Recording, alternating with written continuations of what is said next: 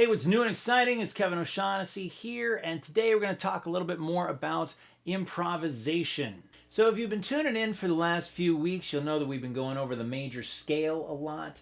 You can check out links in the description below to those previous videos if you haven't seen any of them, or if you missed a couple.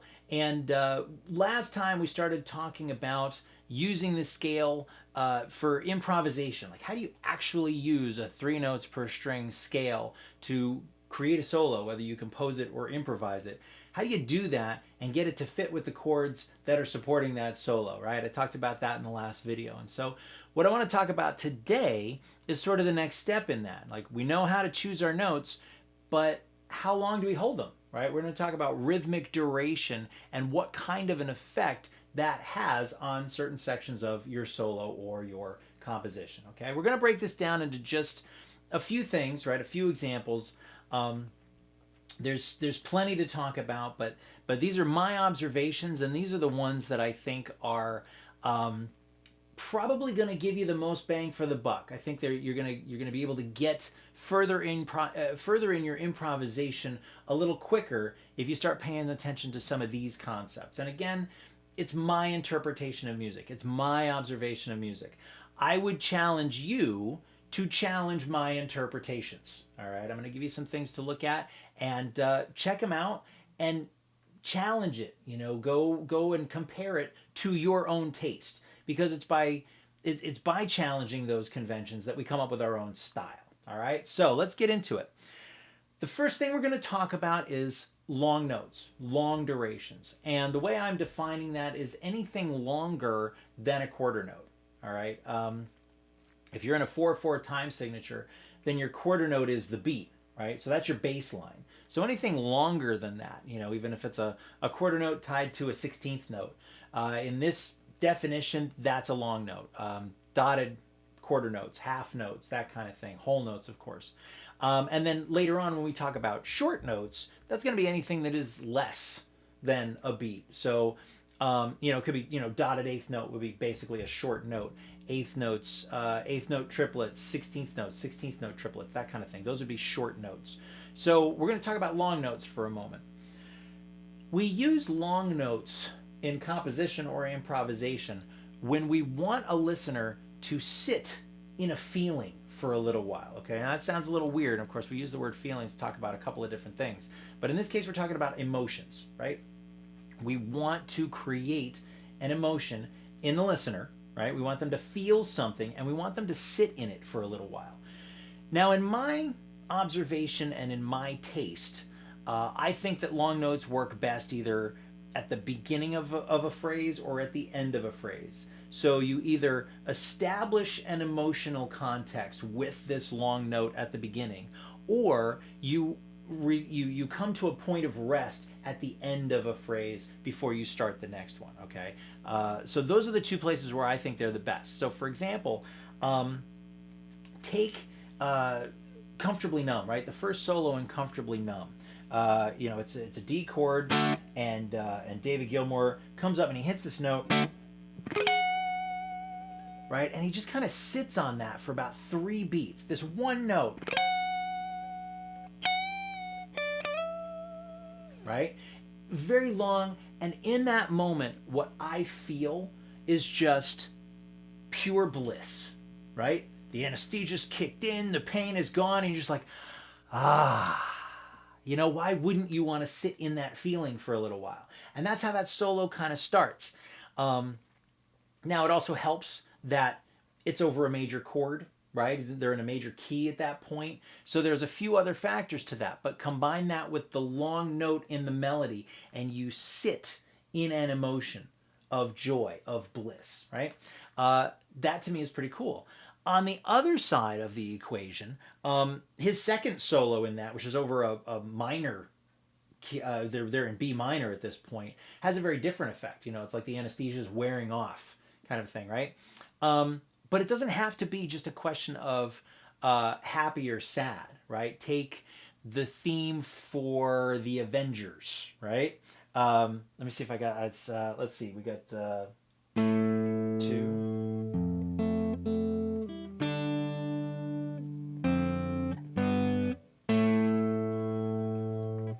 doesn't quite do it justice finger picking on the guitar, but when you hear that chord at the beginning of the movie or whenever they introduce that theme, right? That's a hero's theme, right? You're sitting there for like 3 beats, just sitting on that bum, right?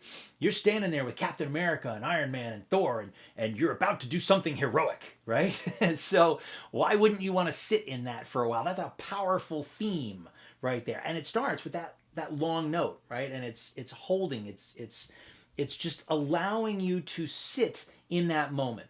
Now it could also be those long notes could be used to do agonizing moments or very angry moments, but that's the idea. When you want your listener to sit in a feeling for a few beats, long notes are really good for that. And again, in my opinion, it works best when it's at the start of a phrase or at the end of a phrase. Very important stuff. And that's basically it for long notes. Long notes, because they're stationary, they're long, they don't go anywhere. They don't really afford us a whole lot of options, really. Again, in my opinion, somebody else could argue this differently, I'm sure. So when we get to short notes, now we've got a few other things that we can do. Short durations, right? Like I said, like those 8th notes, 16th notes, that kind of thing, we tend to think of as being fast notes. They're not. They're short notes, okay? They just have a limited duration. And so you can take something like, I remember Van Halen when they released the song When It's Love, right? So this is going back to like 1988 or something like that. I remember being really surprised by Eddie's guitar solo in that, because the first 2 notes are super short and then there's 3 beats of rest. Right? So he comes in, the first thing he does is 1, 2, 3, 4.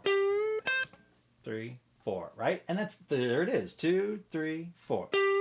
2, 3, 4. Right? So he's got 3 beats of rest. And the video is pretty funny too, because he plays the first 2 notes and then he scratches his head and then he goes back to the solo. So we've got 2 short notes. And to me, what that does is it creates a little sense of mystery. Like, oh my God, where's he going to go next? You know, and so if that's something that fits the mood of your song, right, that's a tool that you can use. Not just short notes, but short notes with rests in between them.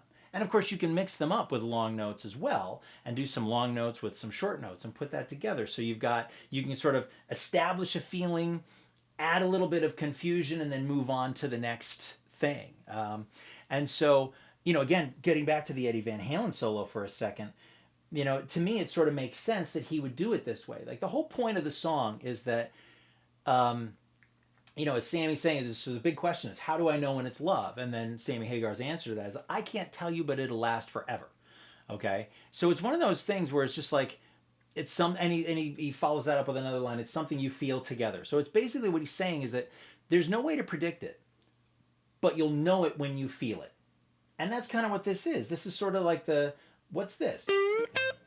What is that? I don't know.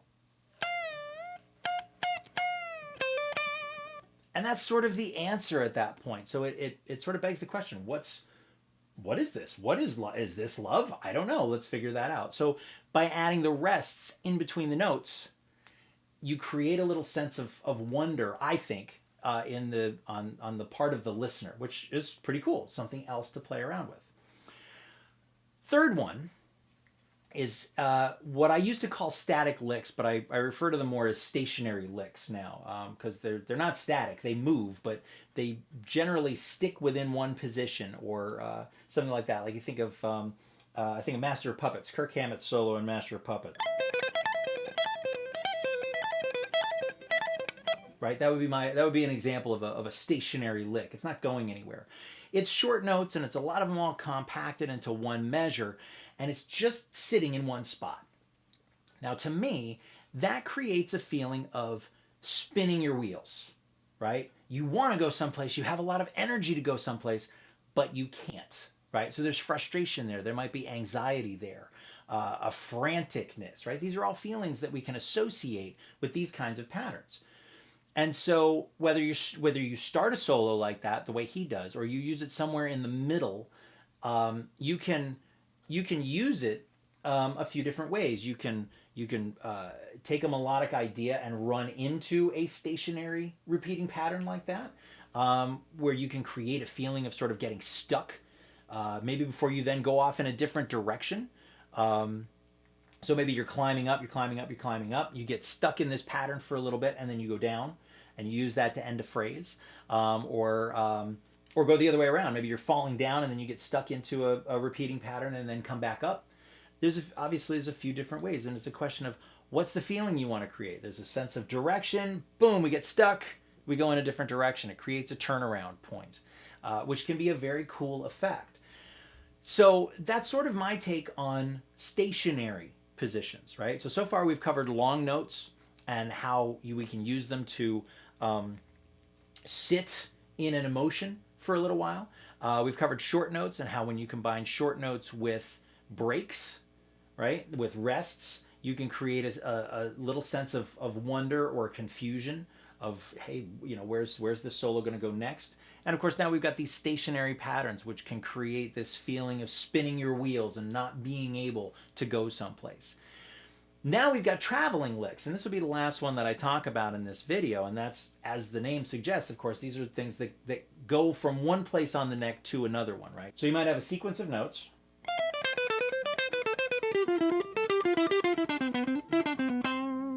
Right? So that's an example of a traveling lick. And for me, that kind of lick sounds like you're going somewhere, but it's kind of hard, right? So you can use that to increase drama. So sometimes you'll hear players maybe do a scale like that in an ascending fashion to end a solo, right? So it's like coming close to the finish line. So you do one of these patterns, and you get up to the finish line, and then you hit that long note. So you sustain in victory, right? You see what I mean? So it could be something like this.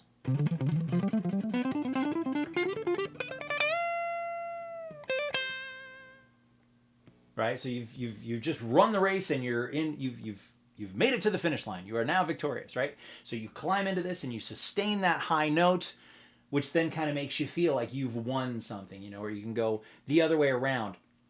And what it does, again, to me, it feels like you're not really spinning your wheels so much. You're sort of running on ice, so you can't quite get the traction you need to get up. So there's an anxiety there. There's a feeling of wanting to get someplace, but it's taking a while to get there. It increases the drama that way. And whether you're going up or down doesn't really make much of a difference. That's going to have a lot more to do with the mood of a song that you're playing with, rather than just the notes and the rhythms themselves, right? So the mood is going to have a lot to do with it. So if you're in a minor key and you're playing a really heavy song and you put something like that together, that's going to have a slightly different color to it than if you play something in a major key and you play a run like that and climb, like I said, to the finish line or whatever.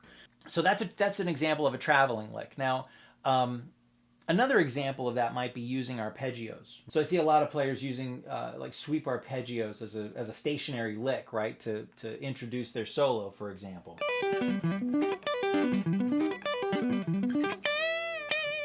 Right, maybe something like that. Only usually a lot faster if it's a speed metal thing or whatever.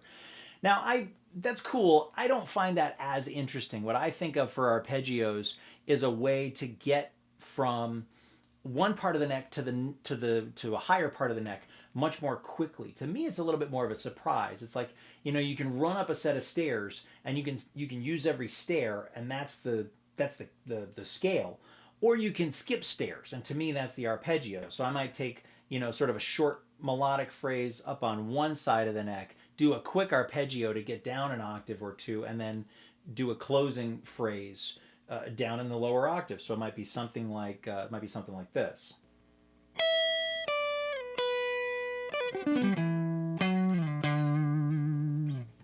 So something like that. That's probably how I would use it more often.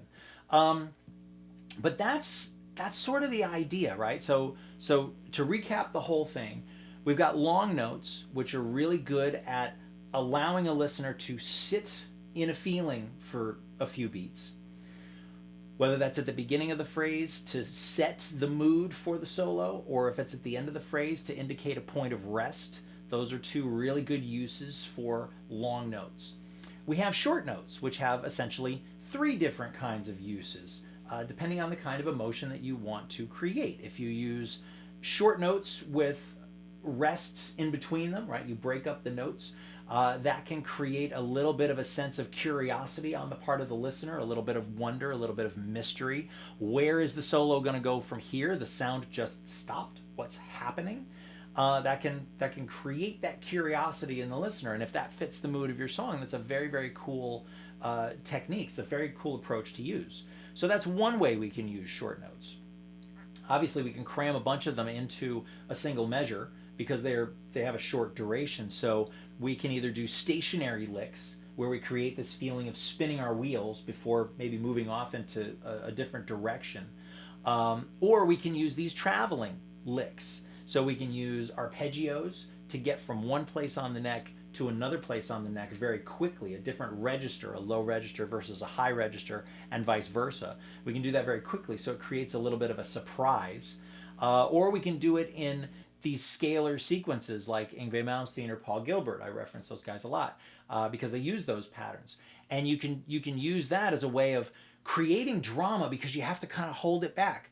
The notes are moving very fast because they're very close together, but at the same time, there's so many of them in a beat that it takes them a while before they get any traction and move on to the next step. It's kind of like somebody trying to run a race as fast as they can, but they're being held back, and that's a very cool way to create drama in a solo, especially if you put it in the right place, like towards the end of it where you're climbing up to the final note. So with that, you probably have to go through this video a couple of times to really get a sense for what it is that I'm talking about, but take that and combine it with the stuff from the last lesson where we talked about using that 3 notes per string pattern to get to choose the right notes to fit over the chords, and then use the right the right approach here with the long notes and the short notes like we've been talking about.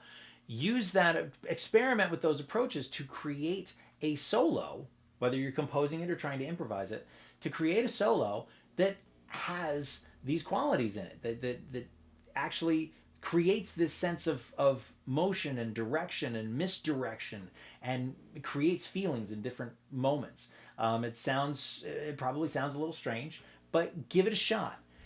A large part of this is going to eventually be dictated by your own taste. What do you like? What do you want to hear? What do you want to convey? You have to make some of these artistic choices. It's one thing to be able to learn all the licks and play the solos like your favorite artists, but if you can really take it and expand on it and start putting your own spin on it, then it starts to develop your style, like we talked about at the beginning of the video, okay? So with that, I will stop rambling. Go practice. If you haven't done so already, please subscribe, turn on the notifications, and I'm Kevin O'Shaughnessy, and I will see you in the next video.